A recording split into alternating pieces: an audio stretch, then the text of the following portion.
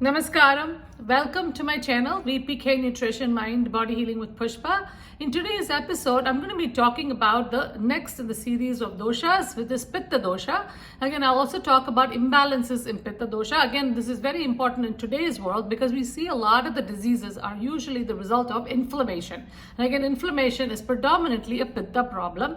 Then I also talk about some of the causes of Pitta imbalance and then discuss what are some of the clinical manifestations of Pitta disease in the body.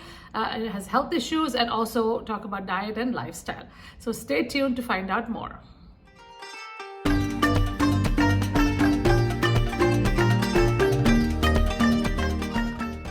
Welcome back, everyone. First of all, thank you so much to all my viewers who have been watching regularly and being benefited from by this. If you haven't already done so, please do consider subscribing and also share with your friends and family who might be benefited. And so let's get started with today's episode. Today's topic is Pitta or Pitta dosha, which is one of the body types described in Ayurveda. I've done detailed videos about all body types, and I will share the link in the description. Today, I will just give you a small overview and go on to the diet and the lifestyle. So what is Pitta? It comes from the root word, this is a Sanskrit word, comes from the root word tap. Tap means to burn or to generate heat. So Pitta dosha in the body generates heat and is responsible for transformation in the body. Now we're talking transformation of food, your thoughts, emotions, everything. So it works at all levels in the body. So the main functions of Pitta are digestion of the food, metabolism, breaking it down into the nutrients, and then hunger, thirst, vision, sensory perception, complexion of the skin, intelligence, and also regulation of heat in the body. Now, a person can be born with the Pitta dosha. It could be dominant in the Pitta dosha, or they could have a combination with other doshas as well, or be all three equal. Now, again, it all depends. And then, of course, there are stages of life and age. Everything else also has an influence on our body and whether it is balanced or not. So what are some of the characteristics of a Pitta person? Now again, I'm going to give you a very short intro. I will share the detailed video description, the link, so you can go and watch later.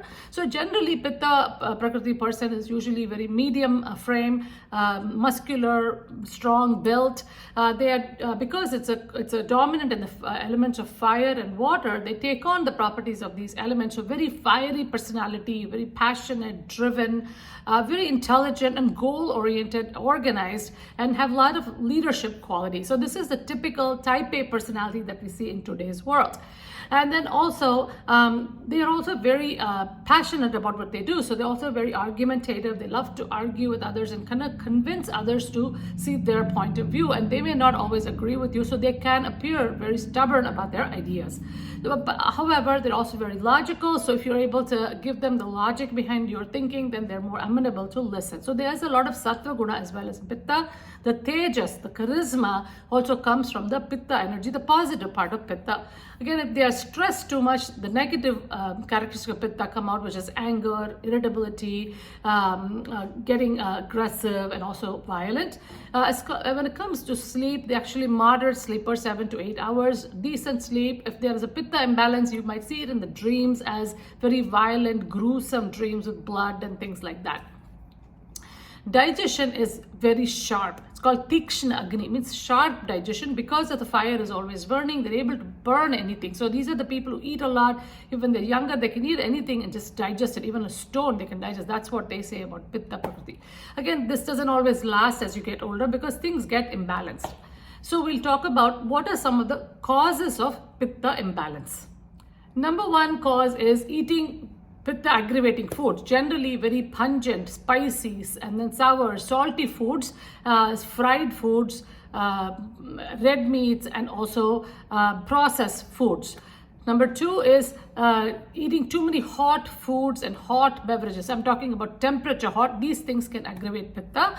Number three is taking a lot of stimulants like coffee, tea, alcohol, nicotine, things like that. Number four, exposing yourself too much to heat or sun or sitting out in the sun, sunbathing. These things can aggravate Pitta. Number 5 is overworking, working too much. And usually they have that passion, they're so intensely working, they forget to even take breaks. And then number 6 is skipping meals. And again, because they're working so hard, they could skip meals or do a lot of fasting. These kinds of things can also aggravate Pitta, because you have that fire burning, you're not feeding it, then you can even get ulcers in the stomach. And then the last one, the 7, is excess emotions like anger, sadness, things like that, irritability. These things can also aggravate Pitta. So what are some of the health issues or clinical manifestation of a Pitta imbalance? First of all, the seat of Pitta is the liver, stomach, the eyes, and the skin. So anything associated with these organs is going to be generally related to a Pitta imbalance. Number 1 would be like a heartburn, hyperacidity, very much a Pitta problem. Number 2, ulcers, loose stools. Number 3, hemorrhoids.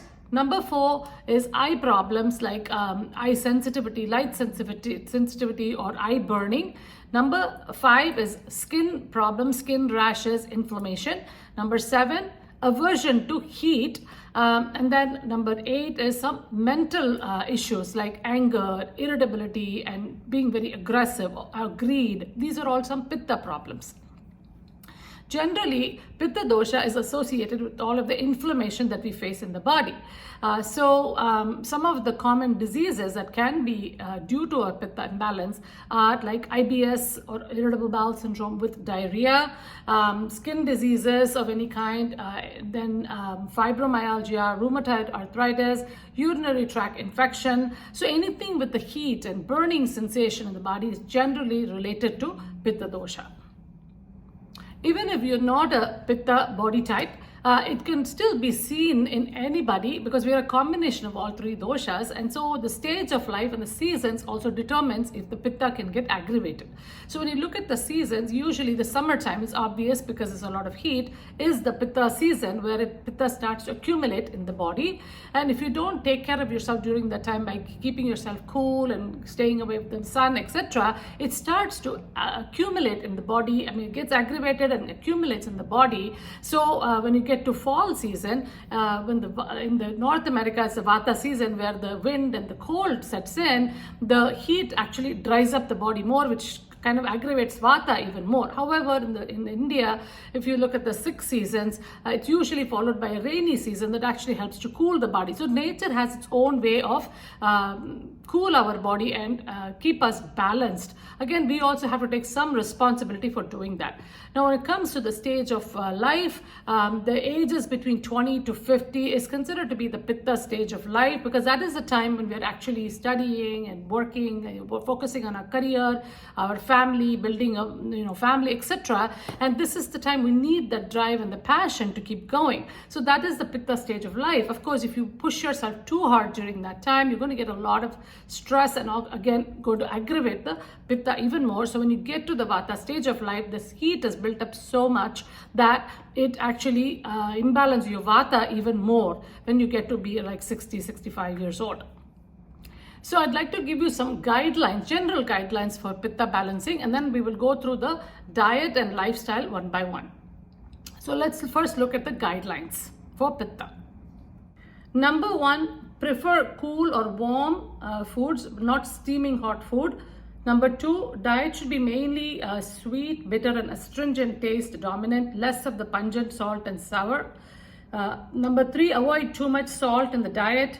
Number 4, limit the fermented foods that can aggravate Pitta, like kimchi, kombucha, idli, dosa, and South Indian food, etc.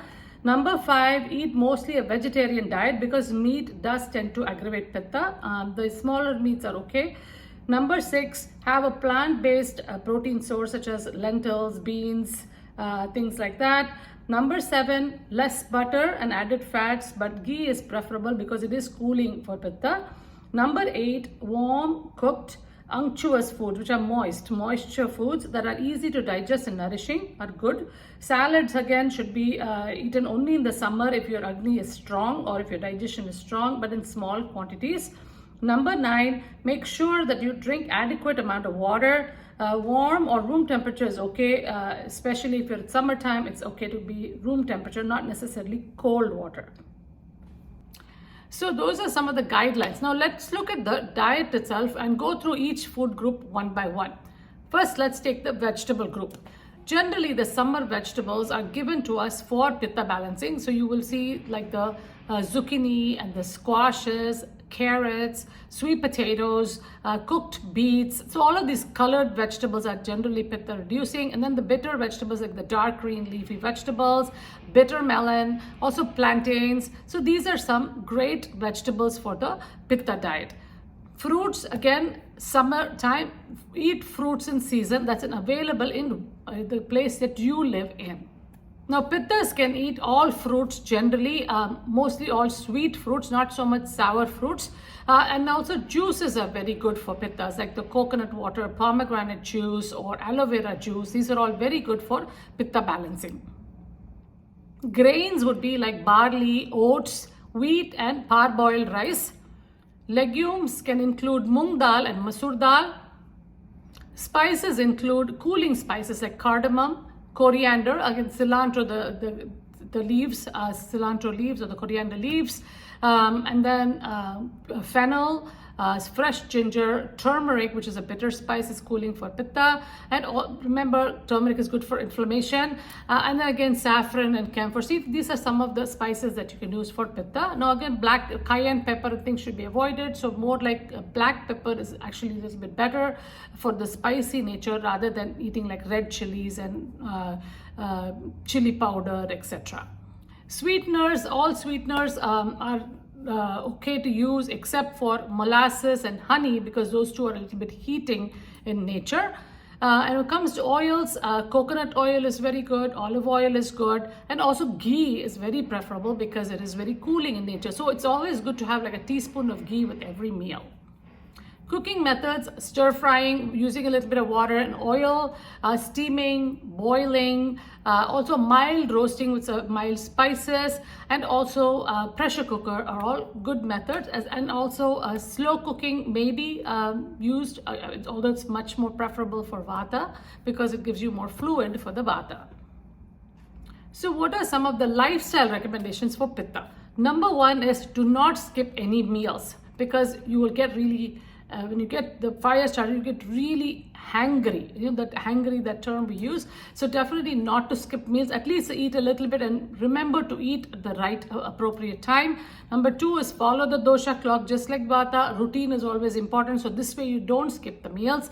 Number three is yoga. Again, yoga grounding is good, just like Vata. However, here more of the twisting and forward folding poses are very beneficial for Pitta. So like the Ardha Matsyendrasana, or even if you're sitting in the office, you can just twist in your chair and take a little bit of break here and there to give you that relaxation. Number four is pranayama. Pranayama, nadi shodhana, alternate nostril breathing is very good. At the same time, there are other cooling breaths like shitali and shitkari and also brahmari, which is the bee breath. And again, just left nostril breathing is also very cooling for Pitta, which is called the Chandra Bedana. Number five is exercise. Exercise like walking and swimming are very good for cooling the Pitta down. Number six is abhyanga with warm coconut oil, because coconut oil is very cooling in nature. And number seven is meditation. Again, meditation or even guided meditation, which helps calm the mind down and relax the body as well.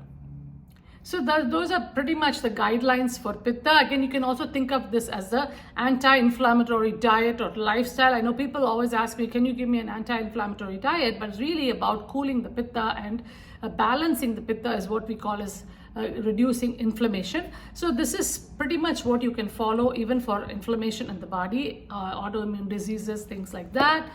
So again, I hope you found this episode helpful to you. Take some notes, and if you have some of these issues, try to follow some of these guidelines that I gave you today. And if you find this useful, please do share with others who can be benefited as well.